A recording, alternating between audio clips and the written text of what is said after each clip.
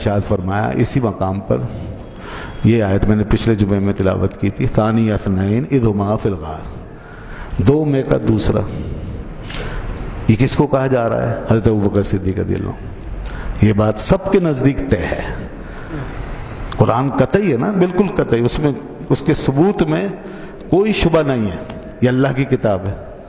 پھر اس کے بعد اس کی انڈیکیشن بھی اگر قطعی ہو جائے تو کیا بات، اس کی دلیل کہ کیا مفہوم اس سے نکل رہا ہے، کوئی تعویل تو نہیں، کوئی اور مفہوم تو نہیں، کوئی اور اشارہ تو نہیں۔ جب یہ چیز واضح ہو جائے تو کیا بات ہے، پھر وہ عقیدہ بن جاتی ہے۔ ثانی یا ثنین، تو اب اس پہ اتفاق ہے نا سب کا کہ اس سے مراد کون ہے؟ ابو بکر۔ اذ ہما فی الغار، جب وہ دونوں غار میں تھے، کون ہیں وہ دونوں؟ دوسرے ابو بکر، کسی کا اختلاف نہیں ہے اس میں، یہ دو کون ہیں؟ آپ صلی اللہ علیہ وسلم کی ذات ہے اور دوسرے ابو بکر ہیں۔ اذ یقول لصاحبہ، جب وہ فرما رہے تھے اپنے صاحب سے، تو یہ صاحب کون ہے؟ ابو بکر، کسی کا بھی اختلاف نہیں ہے، یہ بات قطعی ہے۔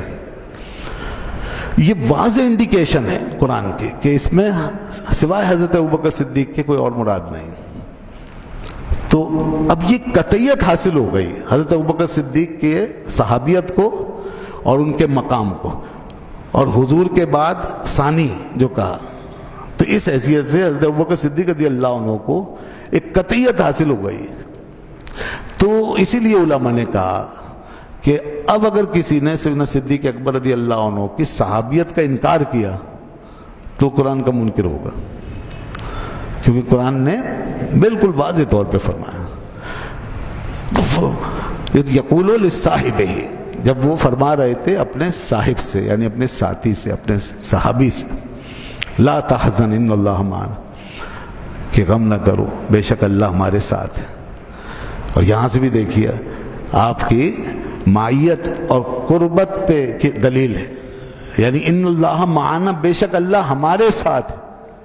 تو حضور نے یہ نہیں فرمایا کہ میرے ساتھ اور پھر ان کو الگ کر کے کہا پھر تمہارے ساتھ، نہیں، معنا یعنی ہم دونوں کے ساتھ۔ تو اپنے ساتھ اپنے یار غار کو بھی لے لیا اور فرمایا کہ ان اللہ معنا، ہم دونوں کے ساتھ۔ تو غور کیجئے کہ یہاں معیت میں حضور نے ابو بکر صدیق کو اپنے ساتھ لے لیا اور قرآن نے اس کو بیان کر دیا۔ یہ حضرت ابو بکر صدیق رضی اللہ عنہ کا زبردست قرب پتہ چل رہا ہے قرآن کے لفظوں سے، قرآن کے الفاظ سے۔ اسی طرح ذرا غور کیجئے، دوسری جگہ فرمایا الذی یؤتی مالہ یتزکیٰ وسیجنبھا الاتقی الذی یؤتی مالہ یتزکیٰ، فرمایا ان قریب اس سب سے زیادہ متقی شخص کو بچا لیا جائے گا جو اللہ کی راہ میں مال دیتا ہے اس لیے تاکہ وہ پاک ہو جائے۔ وَسَيُجَنَّبُهَا الْأَتْقَى فرمایا، تو اتقا جو ہے اس کے معنی سب سے زیادہ متقی، سب سے زیادہ پرہیزگار۔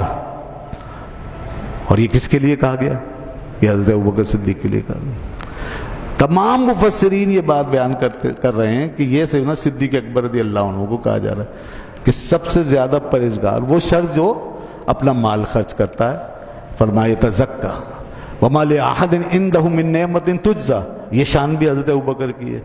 اسی سے اگلی آیت میں فرمایا کہ اور ان کی شان یہ ہے کہ ان پر کسی کا بھی احسان نہیں ہے جس کو وہ ادا کریں، یہ ابوبکر ہے۔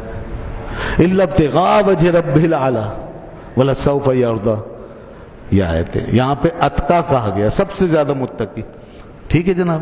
دوسری جگہ قرآن پاک میں فرمایا ان اکرمکم عند اللہ اتقاکم، اب قرآن خود بتاتا ہے کہ تم میں سب سے زیادہ متقی کون، افضل کون ہے۔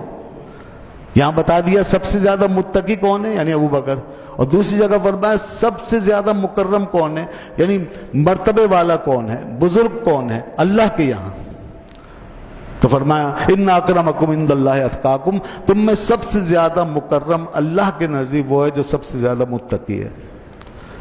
تو ادھر سب سے زیادہ متقی بتا دیا اور ادھر سب سے زیادہ مکرم اسی کو بتایا۔ تو یہ حضرت ابوبکر صدیق رضی اللہ عنہ قرآن ہی کی دونوں آیتوں کی روح سے سب سے زیادہ متقی بھی ثابت ہو گئے اور سب سے زیادہ مکرم بھی ہو گئے اللہ کے یہاں۔